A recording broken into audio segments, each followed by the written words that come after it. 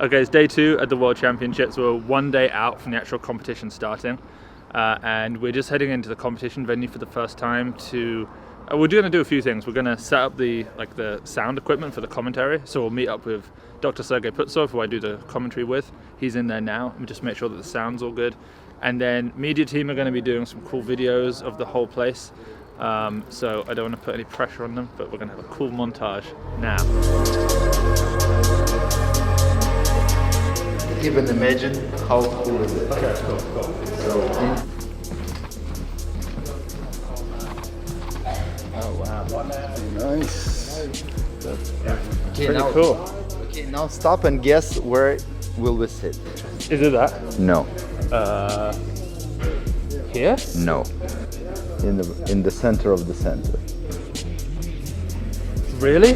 Look in my eyes, tell me your tale. Do you see the road? I'm out to my soul. And tell me the size whenever the smoke clear out of my face. And my picture perfect, or do I look fried? All of that green and yellow that drip from your eyes is telling. Tell your demise, I'm with to my side. To push back the ceiling and push back the feelings I had to the side. I replay them nights and right by my side. All I see is the sea of people that ride me. If they just knew what Scotty would do to jump out the stage and say I'm a child. The things are created became the most way that I gotta find balance and keep me a smile.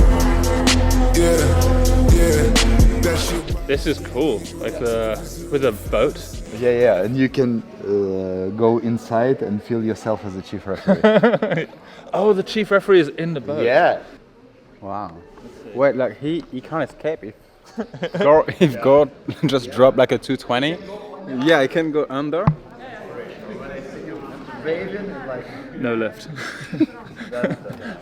Okay, so this is the whole competition, and we get to sit, me and Sergey, right there, which is, if we do this, we're going to put the athlete off. We can do waves, you know?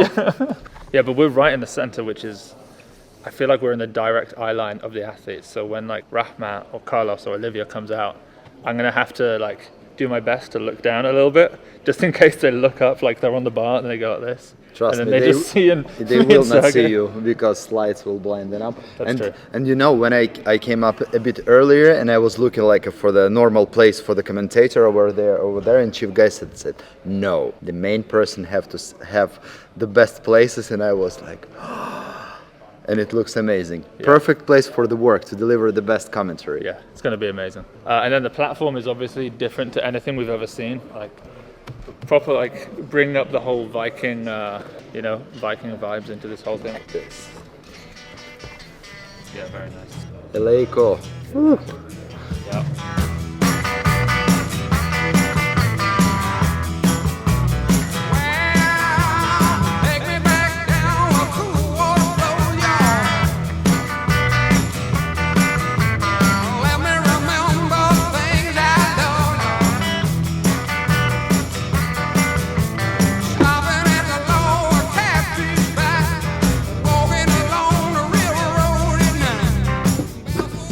I'm not really comparing them, like Paris was my first Olympics, like the first time I'd really had any kind of chance to qualify, LA not being my first Olympics kind of takes a little bit of the pressure off. At least right now, I'm not like overthinking it as much. At the same time, like I said, LA's home soil.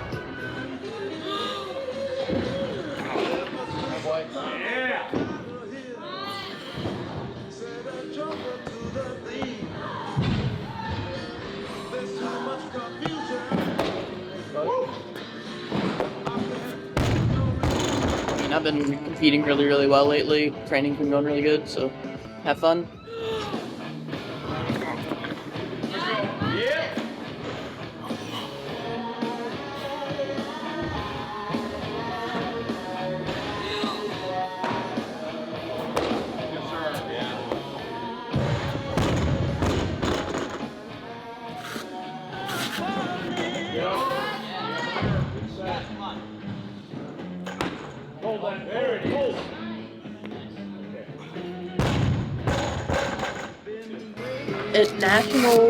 At weightlifting events, it's been about the same, at least within the U.S.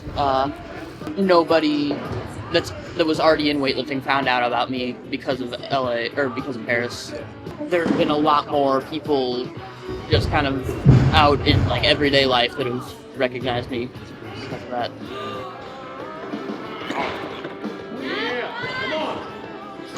Come on.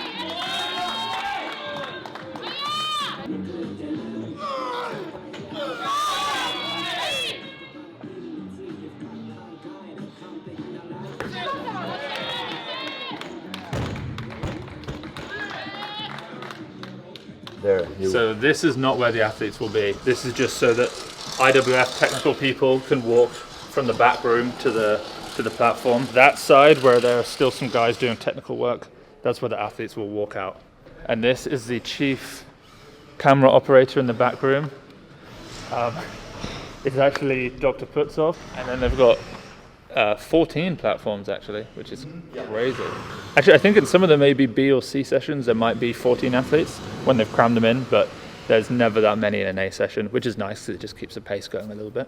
And then outside of this whole venue, but within the building, because we're kind of like in a sort of a dome within the greater building, there's refreshments and loads of great stuff. And then obviously outside it's mountains and glaciers, and it's actually pretty amazing. The knurling is very good, but what is interesting here, knurling is like classic. Yeah. People will suffer Yeah, they will. on the neck because here the knurling is the same like here, but quite comfortable. Here we can see a new style of everything.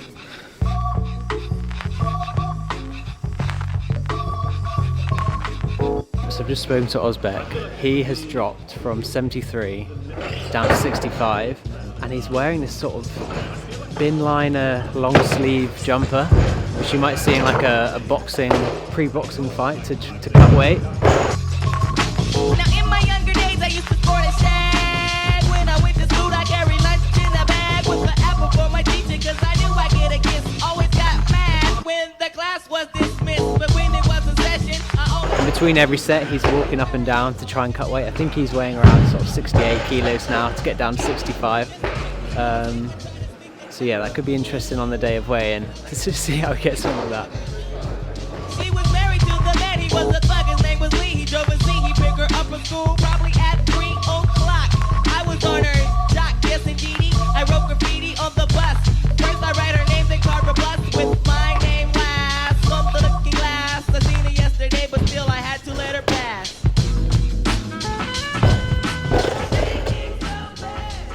I mean, the first time we did commentary for Weightlifting House was 2022 in Albania, and that might be a little bit of a harsh comparison. Albania was always not going to be quite as good as somewhere like Norway, but it seems like the number of really beautiful competitions is going up. Like Armenia 2023 was amazing. Outstanding. Bahrain Worlds last year, outstanding, and now this feels really good. And China next year will be amazing. Then it's Armenia again, World Championships 2027.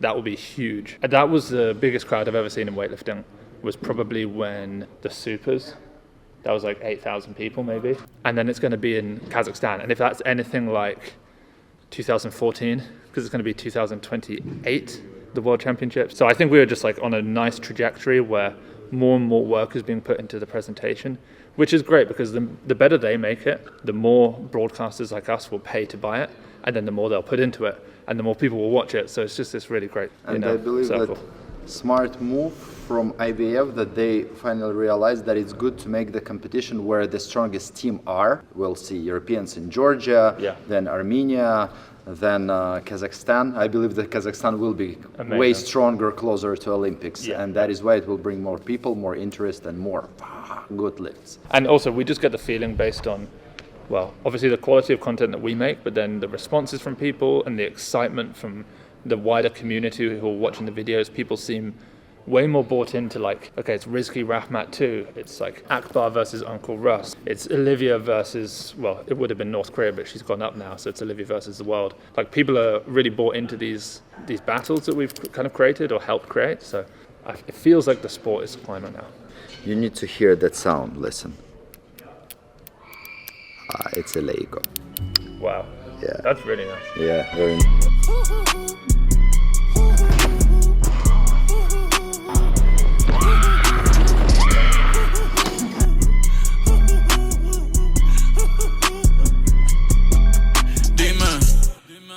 Dime, esto es lo que tú querías. Yo soy fino, esto es trap de galería. Tú eres un charro, Rocky de aquí, una porquería. Yo un campeón, Rocky Marciano, Rocky Balboa, Rocky Balbía. Tengo la ruta, tengo la vía, sí, tengo la vía. Los gastos de noche facturo todo el día. Tanta plata que me gusta.